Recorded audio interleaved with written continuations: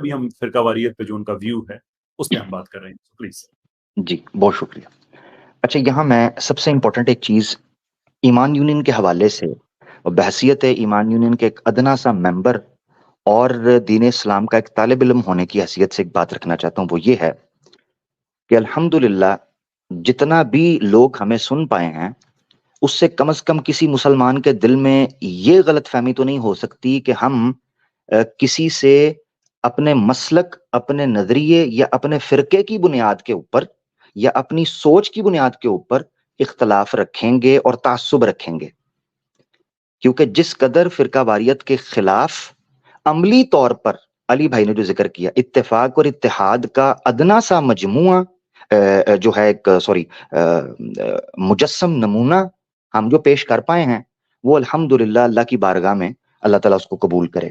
تو یہ یاد رکھنا چاہیے کہ جتنے مسلمان ہمیں سن رہے ہیں اور جو ہمارے کام سے، ہماری گفتگو اور انداز سے واقف ہیں، ان کے لیے یہ چیز ڈھکی چھپی نہیں ہے بلکہ اظہر من الشمس ہے کہ اس پر گفتگو کرنا بھی میں وقت کا ضیاع سمجھتا ہوں کہ عملی طور پر جو اتفاق اور اتحاد پبلک کے سامنے آیا ہے.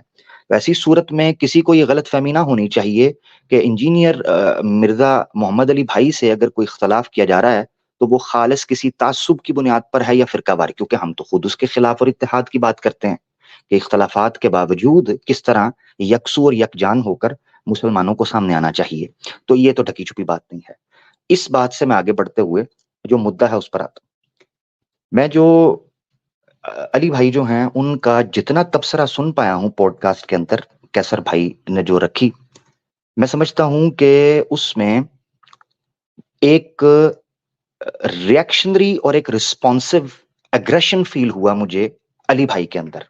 یہ میرا تبصرہ ہے، ممکن ہے میں غلط ہوں، مگر الفاظ چونکہ اظہار کر دیتے ہیں تو وہ سمجھ آ جاتا ہے. مثال کے طور پر ابھی ریسنٹلی 1970s میں ایک شخصیت کی وفات ہوئی ہے، ڈاکٹر غلام جلانی برق. انہوں نے کتاب لکھی دو اسلام. اس میں جم کر مولویوں کی، مولاناؤں کی دھلائی کی انہوں نے اور ایکسپلین کیا کہ کیسے ایک اسلام محمد رسول اللہ صلی اللہ علیہ وسلم نے پیش کیا تھا اور دوسرا اسلام ہندوستان کے اور پھر بعد میں پاکستان کے اور بنگلہ دیش کے ان مولویوں نے پیش کیا ہے. تو انہوں نے جم کر ان کی دھلائی کی. مگر عجیب بات تو یہ ہے کہ زندگی کے آخری حصے میں آ کر ڈاکٹر غلام جلانی برق رحمۃ اللہ علیہ کے نظریات علماء دین کے حوالے سے یکسر مختلف ہو گئے اور وہ کہہ اٹھے اپنی بعد کی متاخر کتابوں میں، جس طرح ایک اسلام ہے یا مقام حدیث، تاریخ حدیث ہے، ایسی کتابوں کے اندر وہ کہہ اٹھے کہ ابتدا میں جو مولویوں سے یا علماء سے میرا ایک تعصب تھا یا ایک نفرت تھی، اس کی وجہ سے میں بہت چیزیں غلط رکھ پایا اسلام کے بارے میں اور مسلم معاشروں کے بارے میں. اور یاد رکھنا چاہیے ایک عالم دین کو یا ایک تھنکر کو یا ایک تھیولوجسٹ کو یا ایک مفکر کو کبھی بھی اپنے ارد گرد ہونے والے واقعات سے متاثر ہو کر رائے قائم نہیں کرنی چاہیے. اور اگر کوئی متاثر ہو کے رائے قائم کرتا ہے اور کسی تعصب کا شکار ہو جاتا ہے تو وہ اس کے نظریاتی طور پر یا فکری طور پر یا ایون اعصابی طور پر کمزور ہونے کی نشانی ہے. یہ یاد رکھنا چاہیے، خاص طور پر جب معاملہ شریعت کا ہو یا دین کا ہو. ایک تو یہ بات ہے. میں نے دیکھا کہ علی بھائی جو ہیں کیسر بھائی کے سوالات کا جو جوابات دے رہے تھے اس میں مجھے ایک ریسپانسو اور ریئیکشن اگریشن فیل ہو رہا تھا کہ جو پاکستان کے اندر ان کے ساتھ ذاتی طور پر ہوا. اب ذاتی طور پر علی بھائی کے ساتھ جو تنقید، اور میں سمجھتا ہوں کہ علی بھائی کے ساتھ بہت زیادتی بھی ہوئی ہے، اس میں کوئی شک نہیں. مثلاً قادیانیت کا فتویٰ لگا دینا یا اس طرح کے کوئی فتوے لگانا، کفر کے فتوے لگانا، یہ وہ ساری چیزیں ہیں جس نے ایک سمجھدار بندے کو ٹریگر کر دیا اور وہ بندہ باغی ہو گیا.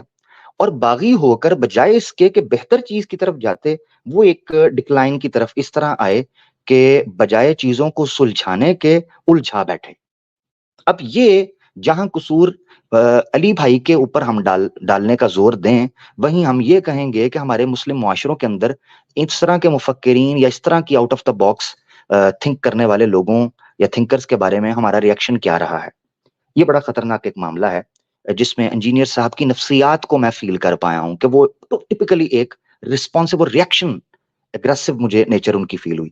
مثال کے طور پر جس کی وجہ سے ایک نیگیٹو وائب کریٹ ہو جاتی ہے مسلمانوں کے بارے میں، مسلم معاشروں کے بارے میں، علماء کے بارے میں اور مدارس کے بارے میں. آپ کی ایک نیگیٹو وائب کریٹ ہوتی ہے، ایک سائیکی کریٹ ہوتی ہے. مثال کے طور پر میں یہاں ایک پریکٹیکل چیز رکھنا چاہتا ہوں. انجینئر محمد علی مرزا صاحب ما بین المسالک یا ما بین المذاہب اتفاق اور اتحاد کا جو نسخہ پیش کرتے ہیں، تمام تر کوششوں کو بالائے طاق رکھتے ہوئے یا پس پشت رکھتے ہوئے، وہ یہ پیش کرتے ہیں کہ 3 چیزیں جب تک مسلمانوں کے مکاتب فکر اور جملہ مسالک اور مذاہب جب تک یہ 3 چیزوں پر متفق نہیں ہوں گے، فرقہ واریت ختم نہیں ہو سکتی.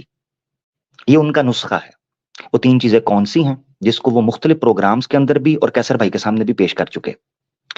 پہلی چیز یہ ہے کہ سب کے پیچھے نماز پڑھنا جائز ہے. پوائنٹ نمبر 2، سب مسلمان ہیں، تکفیر نہ کی جائے مسلمانوں کی. نمبر 3، سب کو چندہ دینا جائز ہے.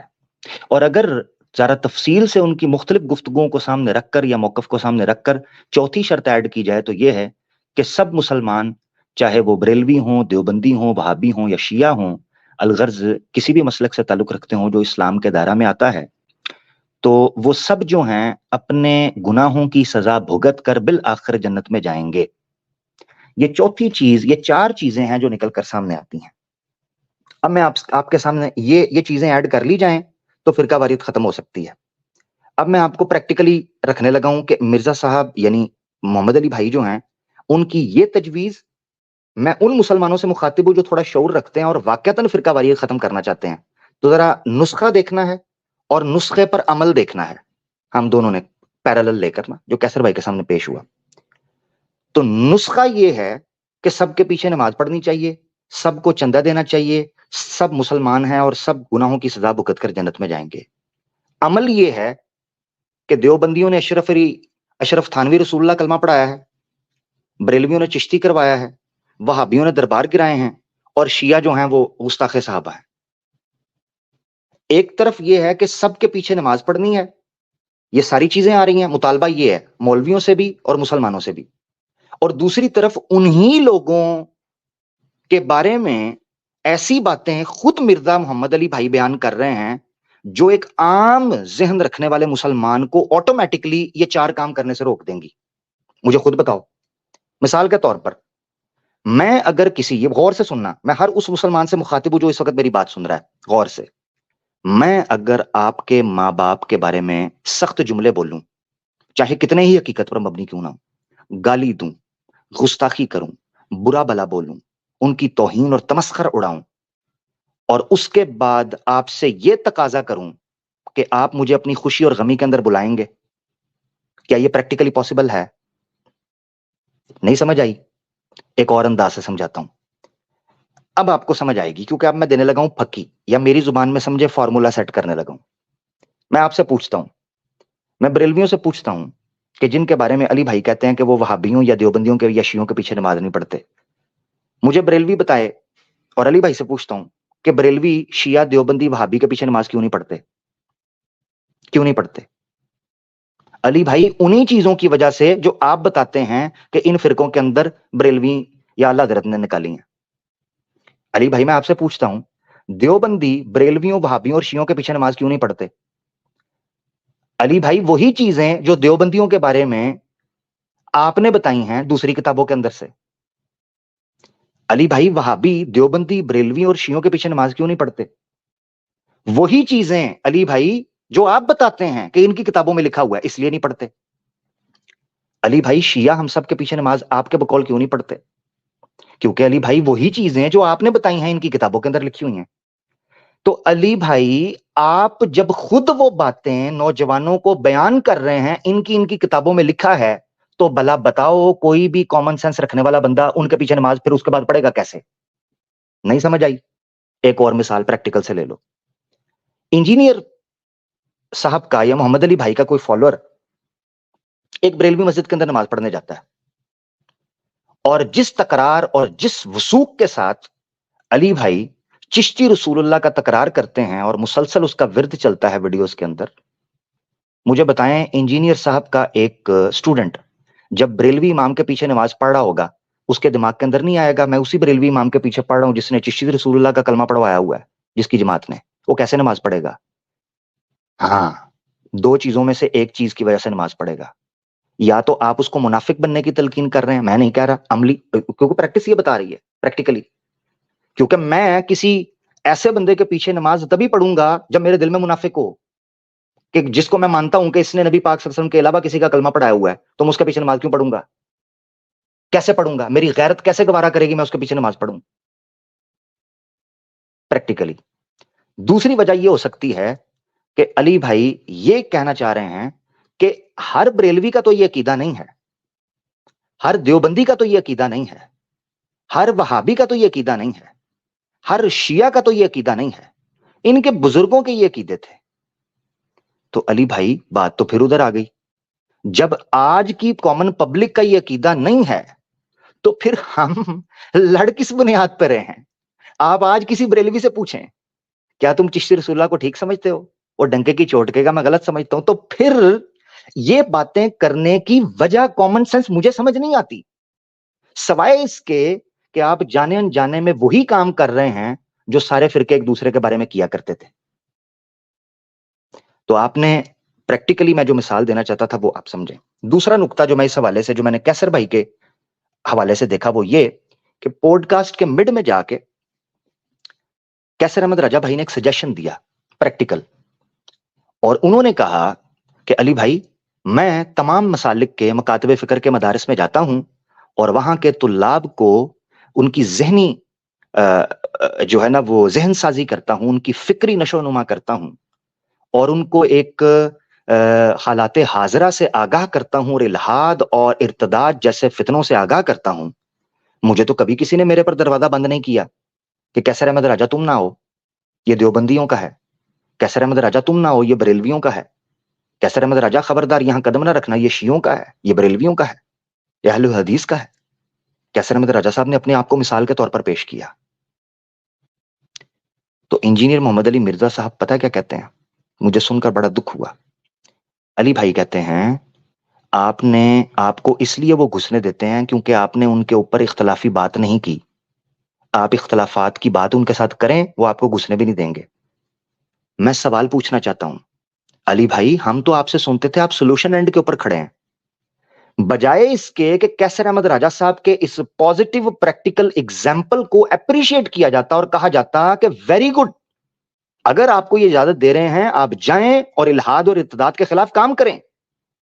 مگر علی بھائی نے افسوس کے ساتھ یہ کہا، میں صد افسوس سے بات کر رہا ہوں اور بالکل میں کسی کی گستاخی اور بے ادبی اور بد اخلاقی یا بد تہذیبی نہیں کرنا چاہتا، بڑے سادہ الفاظ میں یہ دکھ رکھ رہا ہوں کہ میرے دل کو دیکھ کر، میری وفا کو دیکھ کر بندہ پرور منصفی کرنا خدا کو دیکھ کر۔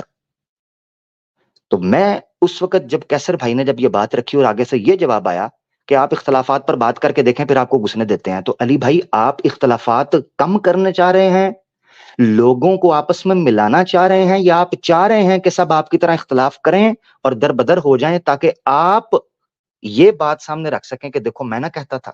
یعنی ایک فرد کی بات کو سچا کرنے کے لیے میں آپ پر حکم نہیں لگا رہا، میں یہ کہہ رہا ہوں میرے سوال ہیں کہ کیا ایک فرد کی بات کو ٹھیک ثابت کرنے کے لیے کہ ہم سولوشن اینڈ کو چھوڑ کر پرابلم اینڈ پر چلے جائیں؟ یہ میرا سوال ہے۔ تو یعنی میں یہ جاننا چاہ رہا ہوں کہ علی بھائی واقعتاً فرقہ واریت سے اٹھنے والے انگاروں کو ٹھنڈا کرنا چاہتے ہیں یا اس کو ہوا دینا چاہتے ہیں؟ اور میں امید کرتا ہوں، میں بالکل پازیٹیو ہوں اس معاملے کے اندر کہ وہ واقعتاً ہی حقیقتاً عملاً وہ یہ کوشش کرنا چاہتے ہیں، عملاً تو میں نہیں سوری کہہ رہا، یعنی قولاً یا نظریتاً میں یہ امید کرتا ہوں کہ وہ واقعتاً ہی فرقہ واریت کی آگ کو ٹھنڈا کرنا چاہتے ہیں۔ تو اگر وہ ٹھنڈا کرنا چاہتے ہیں تو علی بھائی میں جتنا آپ کو سن پایا ہوں، بالخصوص پوڈ کاسٹ کے حوالے سے چونکہ بات چل رہی ہے، تو اس میں دیکھ پایا ہوں کہ آپ پرابلم اینڈ پر ہیں، سولوشن اینڈ پر مجھے نظر نہیں آ رہے۔ سولوشن اینڈ پر مجھے کیسر بھائی نظر آئے جو یہ کہہ رہے ہیں کہ اگر نسخہ کام نہیں کر رہا اور آگ بھڑک رہی ہے، بلکہ جو آگ پہلے مختلف جگہوں پر لگی تھی وہ آپ نے لے کر اور کئی دلوں میں لگا دی ہے، تو ایسی صورت میں نسخہ تبدیل کر لینا چاہیے۔ معذرت چاہتا ہوں بات تھوڑی لمبی ہو گئی، کچھ اور بھی گفتگو ہے، مگر اس نقطے پر میرے خیال سے اتنا کافی ہے علی بھائی کے لیے۔ میں یہ چیز رکھنا چاہتا ہوں. میری نظر کے اندر ماں باپ فیملی میں جب اختلافات آتے ہیں تو اس کو دو طریقے سے حل کرتے ہیں. یا مسائل کو اپنے اصل اصول میں حل کرنا جو کہ 1300 صدیوں میں کوئی نہ کر سکا نہ آگے ہوں گے, کیونکہ انسانی فطرت اور انسانی سماج اسی ارتقاء اور عروج و زوال کے سلسلے سے گزرتے ہیں. یہ حقیقت ہے. اب کوئی اسے جبر کا نام دینا چاہتا ہے تو شوق سے دے, مگر میں مجرم ان انسانوں کو گردانتا ہوں جنہوں نے اختلافات کے حل کرنے کی بجائے اختلافات کو بڑھانے کا کام کیا. اور دوسری طریقہ کار یہ ہے کہ آپ اپنے بچوں کو یہ کہتے ہیں کہ اس وقت ایک گھر پر, ایک خاندان پر مشکل وقت آیا ہے, اس وقت ایک دوسرے کا ہاتھ تھام لو, آپس میں بعد میں لڑتے رہنا.